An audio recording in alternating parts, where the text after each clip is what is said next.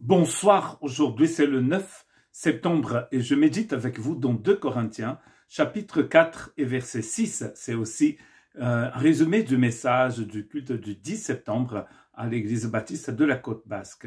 Voilà pourquoi nous ne perdons pas courage. Donc pourquoi nous ne perdons pas courage? Lisons 2 Corinthiens chapitre 4, à partir du verset 16. Voilà pourquoi nous ne perdons pas courage. Et même si notre être extérieur se détruit, notre être intérieur se renouvelle de jour en jour. En effet, nos légères difficultés du moment présent produisent pour nous, au-delà de toute mesure, un poids éternel de gloire. Ainsi, nous regardons non pas à ce qui est visible, mais à ce qui est invisible, car les réalités visibles sont passagères et les invisibles sont éternels. Dans cette partie de 2 Corinthiens chapitre 4, Paul donc va parler du glorieux en fait évangile de notre Seigneur Jésus-Christ et comment donc il a prêché ce glorieux évangile dans le début du chapitre 4. Vous pouvez lire ça dans le chapitre 4 versets 1 et 2. Il va nous dire en fait comment il a prêché cet évangile.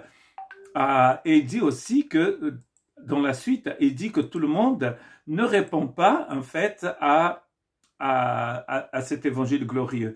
Il y a des gens qui ne vont pas, en fait, être d'accord avec cet évangile glorieux.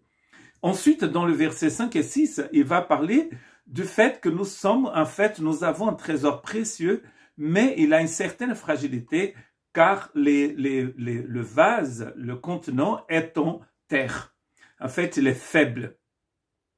Et donc, il est très important, il va nous dire qu'il est très important de voir que le message de l'évangile est très important. C'est-à-dire, c'est Jésus lui-même le message de l'évangile, c'est Jésus le trésor. Alors que le contenant, en fait, nous sommes des vases d'argile. C'est un trésor incroyable, il va dire ça dans le verset 7, mais le vase est humble, le vase est simple comme nous, avec nos difficultés et nos fragilités. Il va bien sûr, plus tard dans cet épître, parler de ses propres difficultés, les difficultés auxquelles il a dû faire face dans le message de l'évangile, quand il a prêché l'évangile. Dans le verset... il va parler beaucoup, dans cette lettre, de ses souffrances dans le ministère. Il va redire ça dans du verset 8 au verset 12. Dans les versets 13 et 15, les versets qui précèdent notre message d'aujourd'hui, notre méditation d'aujourd'hui, il dit qu'il va en fait il a mis sa foi, sa confiance dans le Dieu vivant. Hein.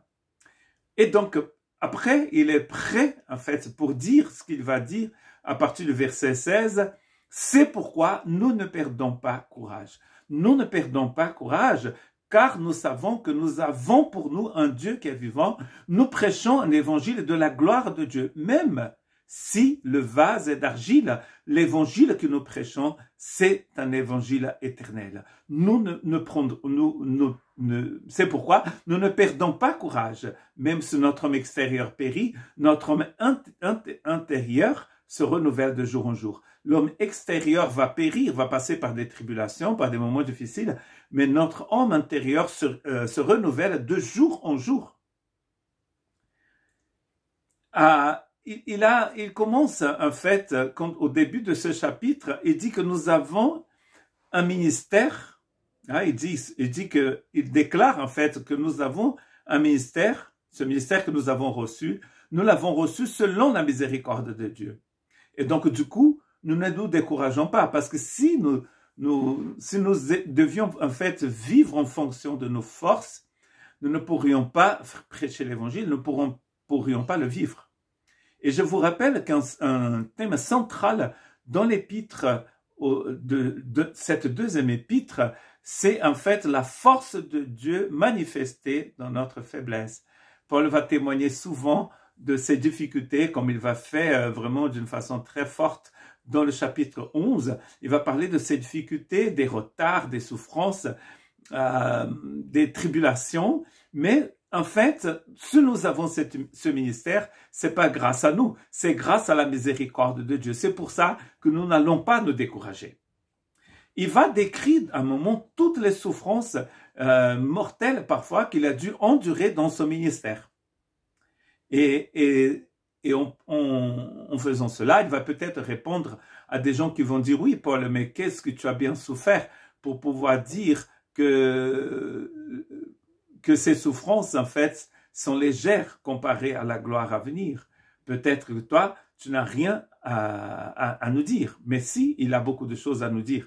Nous allons lire donc dans 2 Corinthiens, chapitre 11, où il va dire ceci, à partir du verset 23, « Ils sont serviteurs de Christ, je parle comme un fou, je le cite plus encore. J'ai bien plus connu des travaux pénibles, infiniment plus les coups, plus encore les emprisonnements, et j'ai souvent été en danger de mort. 5 fois, j'ai reçu des Juifs les 40 coups moins 1. Au lieu de dire 39, il disait 40 moins 1. 3 fois, j'ai été fouetté. Donc, c'est différent d'être fouetté que les 40 coups. Hein. J'imagine que c'était avec un bâton, ces coups. Mais il a aussi été fouetté. Une fois, j'étais lapidé. Donc, vous lisez ça dans les Actes des Apôtres, quand il a été lapidé. Après, on l'a jeté en dehors de la ville en pensant qu'il était mort. 3 fois, j'ai été dans un naufrage. J'ai fait naufrage. J'ai passé 1 jour et nuit dans la mer. Hein, donc, pas dans le naufrage. Il était vraiment dans l'eau. Fréquemment en voyage, j'étais en danger sur les fleuves, en danger de la part des brigands, en danger de la part de mes compatriotes, en danger de la part des non-juifs, en danger dans les villes, en danger dans les déserts. Donc, quand il dit compatriotes, c'est-à-dire il était persécuté par les juifs. Et ensuite, il est aussi persécuté par les païens. Il était en danger dans la ville, en danger dans le désert, en danger sur la mer, en danger parmi les prétendus frères, hein, les faux frères. J'ai connu le travail et la peine. J'ai été exposé à de nombreuses privations de sommeil, à la faim et à la soif, à de nombreux jeûnes, au froid et au dénuement. Et sans parler du reste, je suis assailli chaque jour par les soucis que j'ai de toutes les églises. Donc, vous voyez bien, il n'a pas que les persécutions, mais il a aussi les soucis qu'il a pour la vie spirituelle des églises qu'il connaissait. Donc, ça, c'est la souffrance de Paul. Mais il ose dire que, en fait, cette souffrance n'est rien comparée à la gloire à venir. Car même si notre homme extérieur périt, l'homme intérieur se renouvelle de jour en jour. Et donc, même s'il a passé par des souffrances, par des choses très difficiles, il sait que son homme intérieur ne peut pas se détruire. Au contraire, il se renouvelle. Nous voyons bien. Hein, regardez, j'ai une barbe blanche. Je suis bronzé parce qu'il fait très chaud ici dans le sud-est de la France. Je pense qu'il fait chaud partout en France, hein, dans les 35, 34. Et je marchais avec un ami aujourd'hui. J'ai pris un coup de soleil, je pense. Et vous voyez que le temps change les choses. Quand je suis arrivé ici au Pays Basque, je n'avais pas une barbe blanche comme ça. L'homme extérieur est en train de changer. Mais l'homme intérieur se renouvelle en Christ Jésus. Donc Paul n'est pas découragé parce qu'il sait que son homme intérieur est renouvelé par le Saint-Esprit. Il a 3 fois ici, dans les 2e épîtres, Paul va parler de cette faiblesse. En parlant ici de l'homme extérieur que périt, en fait, il va parler aussi des vases de terre, nous avons déjà vu au début du chapitre 4, mais il va parler aussi dans 2 Corinthiens 4, 11, de la chair qui est mortelle. Vase de terre, chair mortelle, homme extérieur que périt. Vous voyez cette faiblesse. Mais dans cette faiblesse, il a une force immense, comme il dit dans le chapitre 4, « Grâce soit rendue à Dieu qui nous conduit toujours en triomphe. » Toujours. Et donc, dans 2 Corinthiens 4, 11, le message est le même. Il a la souffrance extérieure, nous sommes battus, nous sommes persécutés, mais à l'intérieur, il a une œuvre divine qui se renouvelle chaque jour. Une gloire à venir, il dit dans les versets 17 et 18, une gloire à venir qui surpasse toutes les difficultés d'aujourd'hui. Donc, si nous pensons, si notre spiritualité est basée sur les victoires que nous recevons dans le moment, parce qu'il y a des gens qui pensent que Dieu, c'est le génie de la lampe d'Aladin, n'est-ce pas? Mais Dieu n'est pas le génie de la lampe d'Aladin. Dieu, c'est un Dieu tout-puissant et souverain. C'est pas nous qui disons à Dieu ce que Dieu doit nous faire et nous donner. C'est à nous de dire à Dieu de faire sa volonté. Que ta volonté soit faite sur la terre comme elle est déjà faite au ciel. C'est ça.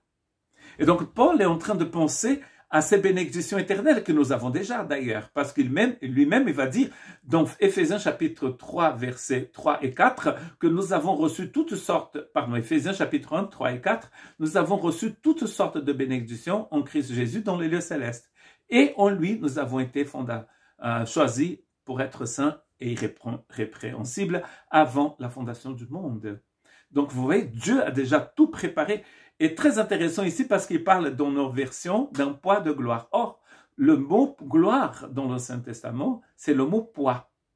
Hein? C'est quelque chose d'extrêmement lourd.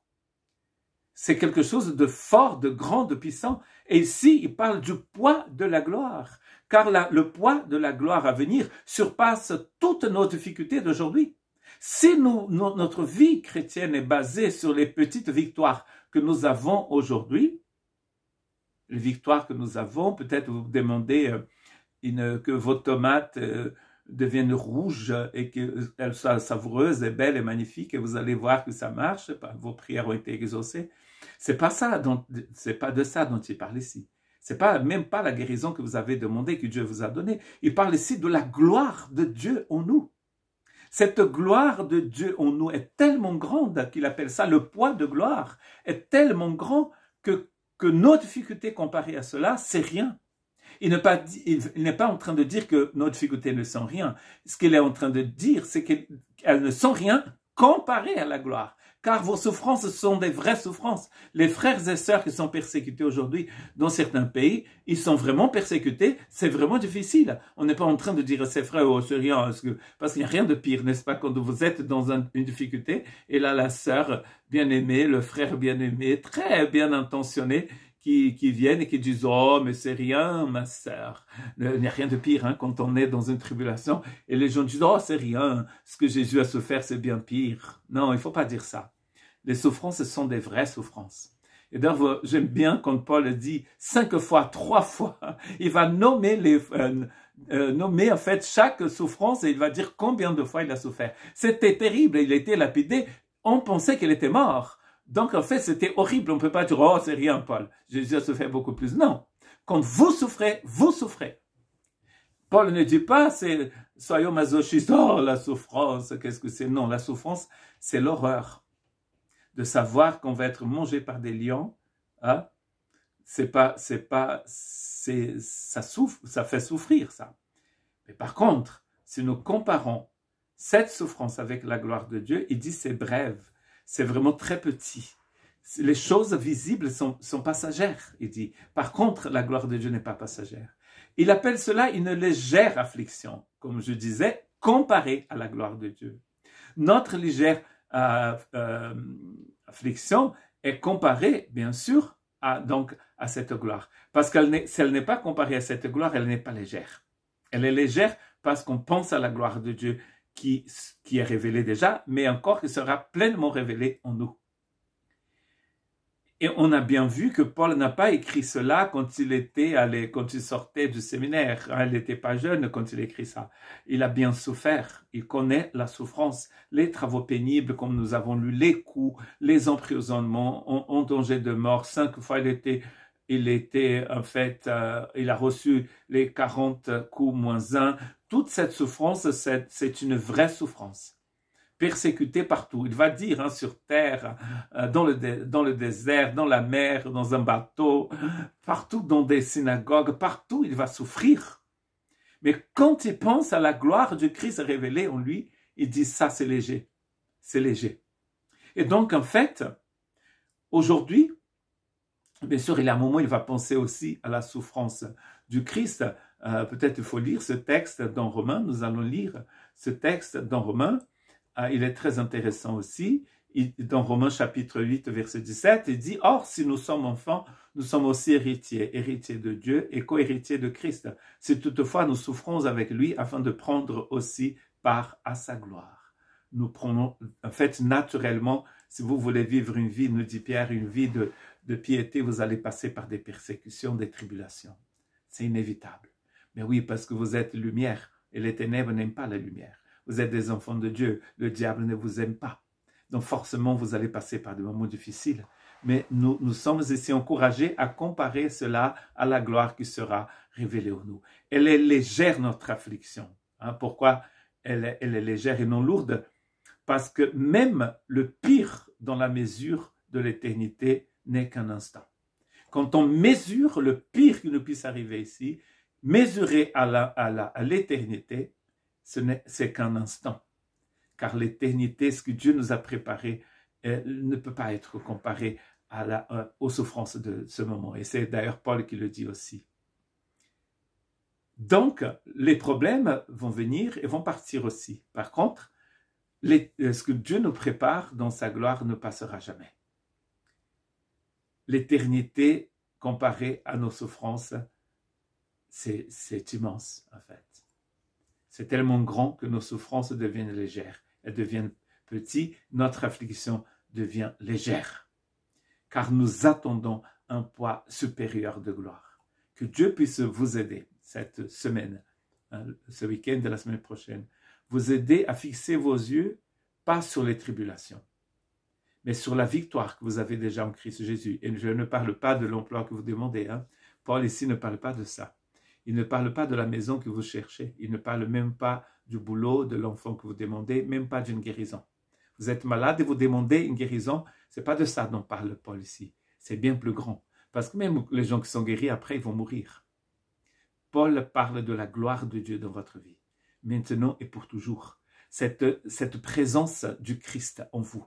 Vous êtes avec Christ, vous êtes en Christ, Christ est en vous. Et cela, c'est magnifique. Donc, vous pouvez partager cette gloire du Seigneur maintenant.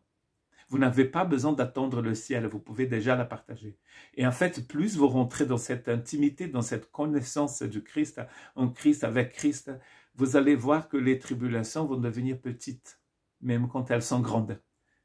Parce qu'elles sont maintenant comparées au Christ et à sa gloire dans votre vie. Que Dieu vous bénisse.